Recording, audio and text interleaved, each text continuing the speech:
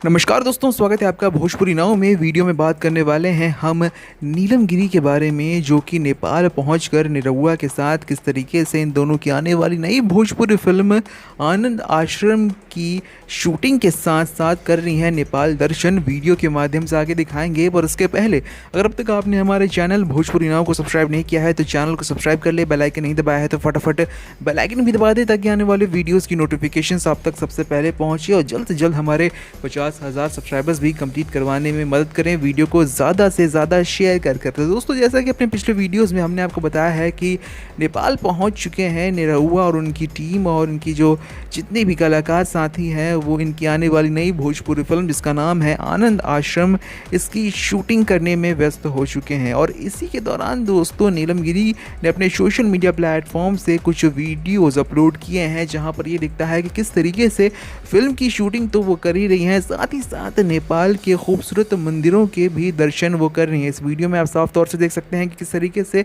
नीलम गिरी जो है वो नेपाल दर्शन कर रही हैं। काफ़ी दोस्तों खूबसूरत है नेपाल, और इसी खूबसूरती को निहारते हुए जो खूबसूरत नीलम गिरी हैं वो नज़र आई इस वीडियो में। बाकायदा आपको बता दें दोस्तों कि नीलम गिरी जो हैं वो भोजपुरी फिल्म आनंद आश्रम में निरहुआ की पत्नी का किरदार निभाते हुए नज़र आएंगी।